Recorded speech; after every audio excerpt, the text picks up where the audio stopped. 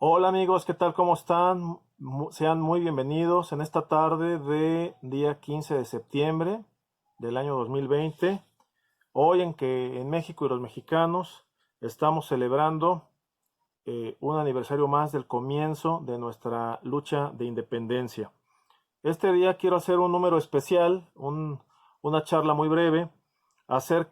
con unas meditaciones, unas reflexiones acerca de la independencia, no solamente de México, sino de las colonias americanas que tenía el Imperio Español. Sabemos que todos los países latinoamericanos, o mejor dicho, hispanoamericanos, desde México hasta Argentina, Guatemala, Colombia, Venezuela, Chile, Argentina, Bolivia, Perú, etcétera,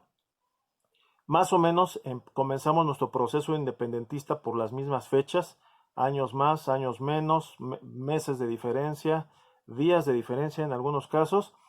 y esto obliga a una reflexión. Sabemos que es muy fácil caer en un patriotismo barato, chauvinista, envolverse en la bandera y salir corriendo a gritar groserías a la calle y a cantar canciones de Como México no hay dos, y al que lo mancille le parto el corazón y todas esas tontadas que se suelen decir en estos días. Y sabemos que se despierta un fervor nacionalista y chauvinista muy absurdo. Y bueno, no es que sea mal tener el amor a la patria, no es que sea mal ser una persona correcta, ni mucho menos, pero como les dije cuando iniciamos este canal, estas charlas son para motivarnos a reflexionar un poco más allá, más en el fondo o un pensamiento más elevado que el de el común de las personas. Bueno, eh, a mí me gustaría comenzar diciendo más o menos cuáles son mis explicaciones o mi teoría que tengo de por qué fue el proceso independentista en todas las colonias americanas del Imperio Español, más o menos en las mismas fechas, con las particularidades de cada zona, de cada región, pues en realidad todos más o menos teníamos una misma realidad. Eh, Recordemos que en España, cuando se descubrió el continente americano y empezó la conquista y la colonización, gobernaba una dinastía, una casa reinante que era la casa de los Austrias o de los Habsburgo. Una dinastía que comienza, pues digamos, tiene su origen con los reyes católicos Isabel y Fernando, y que después su nieto Carlos I o Carlos V de Alemania vendría a ser pues el consolidador del Imperio Español, después su hijo el rey Felipe II, después Felipe III, después Felipe IV, todos estos de la Casa de Austria, hasta que se llega un rey que se llama Carlos II y que muere en el año de 1700 sin tener descendencia. Por estos matrimonios y parentescos raros que se daban entre las familias reinantes de Europa, pues resulta que él no tenía hijos ni hijas, no dejó descendencia, y pues el trono le fue a tocar a un sobrino nieto que tenía Carlos II, y este sobrino nieto que era francés, nacido en Francia, educado en Francia y de la familia de los Borbones, que es una familia de origen francés, subió al trono. Digamos que le tocó de rebote porque él no estaba destinado para ser el rey de España. Y de ahí, pues en el año 1700 comienza la línea sucesoria de los Borbones. Después viene Luis I, Fernando VI, Carlos III, Carlos IV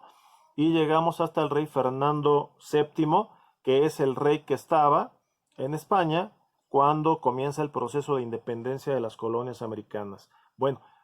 ¿cuáles fueron las causas?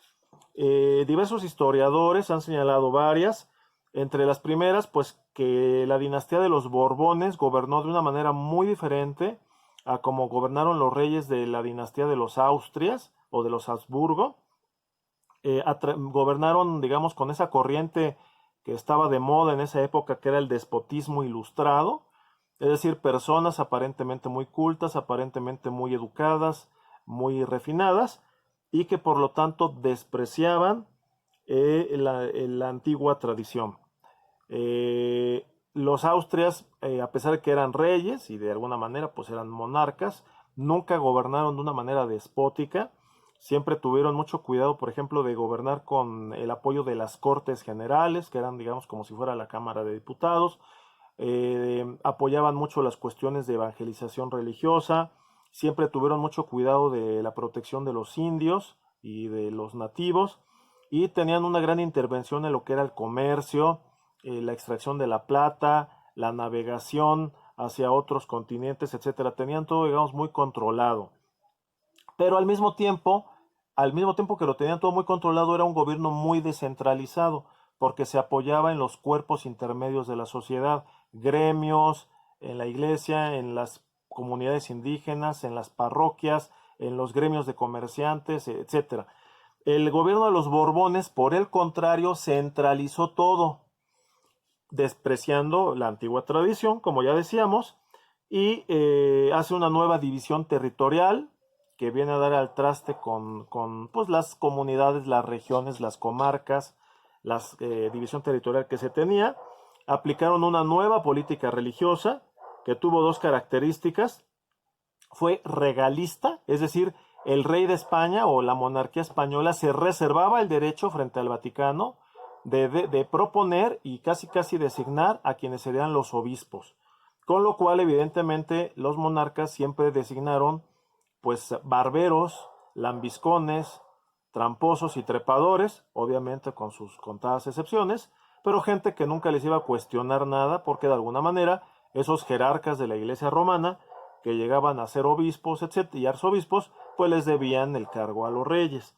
Y por otro lado, pues aplicaron, digamos, una doctrina jansenista. Ya después tendremos oportunidad de platicar en esto, pero el jansenismo, pues se trataba de una devoción moderna, es lo que se le llama la devoción moderna, que despreciaba pues las devociones antiguas, las creencias antiguas, digamos, procesos de evangelización y labores pastorales antiguas. Es decir, fue novedad, fue aplicar un modernismo, fue aplicar cosas novedosas, que no es porque todo lo nuevo sea malo y todo lo antiguo sea bueno, pero no se trata de llegar y cambiar con todo. Lo que funciona y funciona bien, no tiene por qué cambiarse, pues los Borbones llegaron y cambiaron todo. Defendieron el poder del rey frente a los poderes y privilegios tradicionales.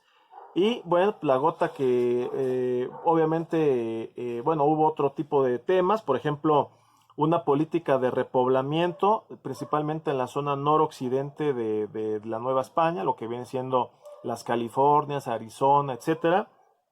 con lo cual movieron población, la desarraigaron y además el objetivo era poder desarrollar, digamos, labores económicas, cadenas productivas, dirían hoy en día, para poder cobrar más impuestos. También establecieron un férreo control de la extracción de plata y de la moneda, lo cual provocó como efecto que bajara de precio la plata. Nada más para que se den una idea, 2/3 de la plata que circulaba en el mundo más o menos en el año 1800 era plata de México, de origen mexicano, principalmente de Guanajuato, principalmente de Zacatecas, y 2/3 de la plata que se extraía en México se extraía de una sola mina, que era la mina La Valenciana, que está en Guanajuato, nada más para que se den una idea. Y pues también liberalizaron el tráfico mercantil transoceánico, o sea, de continente a continente, en donde le dieron muchísimo más juego, más participación a las compañías mercantiles, a los comerciantes y a las navieras españolas peninsulares, perjudicando a los comerciantes coloniales, digamos, de la Nueva España y de todas las colonias. En lo religioso, la gota que derramó el vaso fue sin duda el decreto de expulsión de los jesuitas, es decir, de la Compañía de Jesús, que era una orden religiosa fundada por San Ignacio de Loyola, español, una orden religiosa muy española, a diferencia de franciscanos, mercedarios,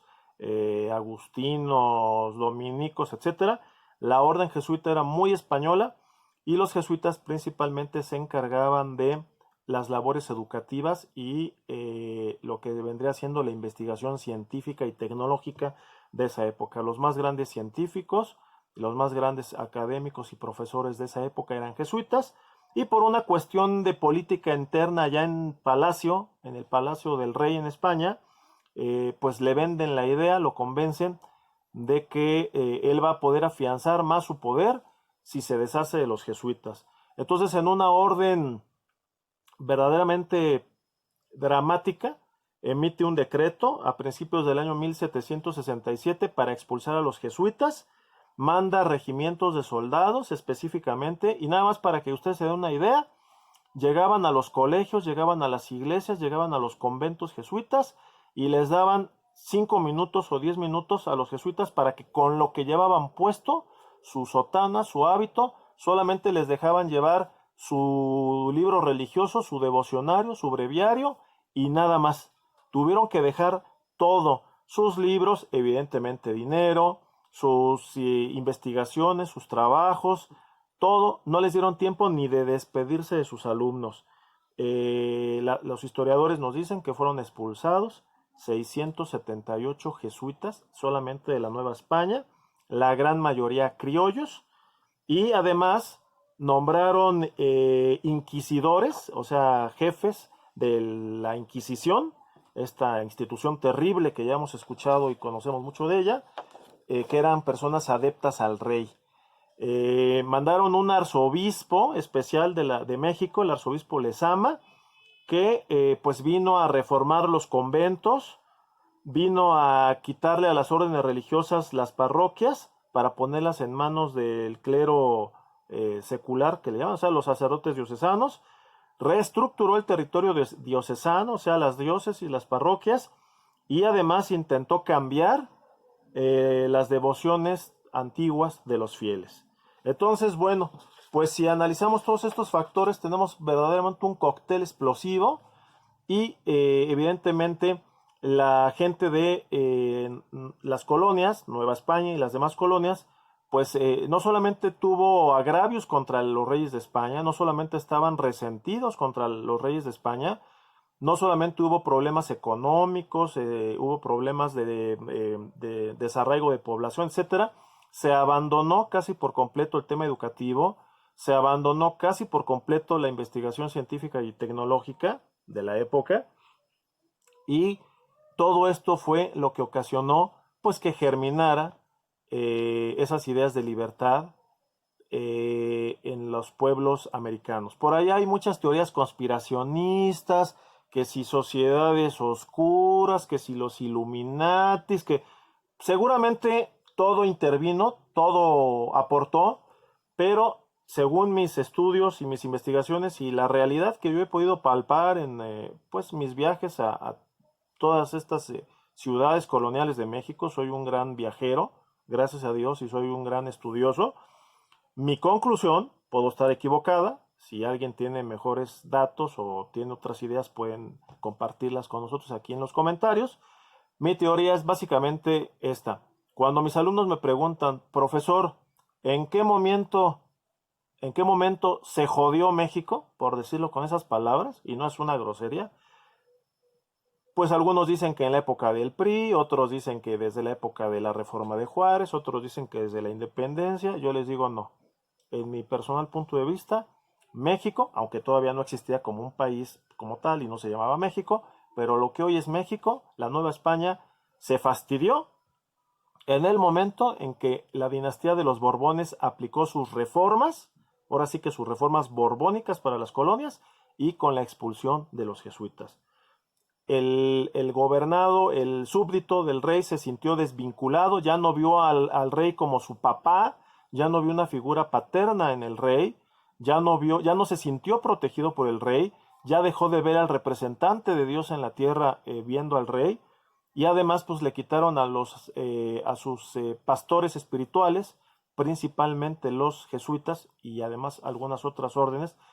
que también se vieron perjudicadas. Y pues, ¿qué pasa? Se rompió el vínculo de unidad nacional, el alma nacional, el espíritu nacional, en ese momento se rompió. Una de las pruebas de esto es que el iniciador de la Guerra de Independencia en México, el cura don Miguel Hidalgo y Costilla, había sido estudiante del Colegio Jesuita de San Nicolás en Valladolid, hoy Morelia, en Michoacán, y él le tocó, fue testigo ocular de cómo llegaron los soldados a sacar con malos modos y con brutalidad a sus maestros, sus venerados, sus adorados y queridos maestros jesuitas, y después él terminó sus estudios ya, digamos, sin jesuitas, después fue profesor del mismo Colegio de San Nicolás, después fue director y por una cuestión que tuvo ahí lo quitan, lo castigan, lo quitan de director o rector, y ese Colegio de San Nicolás es lo que hoy en día es la Universidad Michoacana de San Nicolás o la Universidad Nicolaita. Evidentemente ya es una universidad pública, ya no tiene nada que ver con las órdenes religiosas. Entonces, el germen independentista de las colonias iban a ser precisamente estos criollos, estos hijos de españoles nacidos en estas tierras, que se vieron desplazados por esta política de desprecio despótica y de agandalle de la dinastía de los Borbones, que llegó como chivo en cristalería, sin respetar absolutamente nada, a cambiar todo y a desvincular, a matar el alma, el espíritu filial de dependencia y de afecto y de amor que había entre los súbditos por sus reyes y por su clero. Esa es mi opinión personal, no sé ustedes qué opinen, y bueno, este era el mensaje que yo quería compartir con ustedes hoy, precisamente que se inicia o se conmemora el inicio de la lucha de independencia. Ya después veremos con calma más o menos cómo fue este proceso de la guerra que duró 11 años, tuvo altas, tuvo bajas, hubo buenos, hubo malos, y bueno, se pudo consumar hasta un 27 de septiembre de 1821. Ya después en otra charla abordaremos la consumación de la independencia, pero estas son las causas que desde mi punto de vista dieron origen a la guerra de independencia. Amigos, si a ustedes les ha gustado esta charla, los invito a que se suscriban, a que le den clic a la campanita para que les lleguen las notificaciones, difundan estas charlas, le den like y si gustan pueden acompañar con un comentario aquí abajo. Gracias y hasta la vista.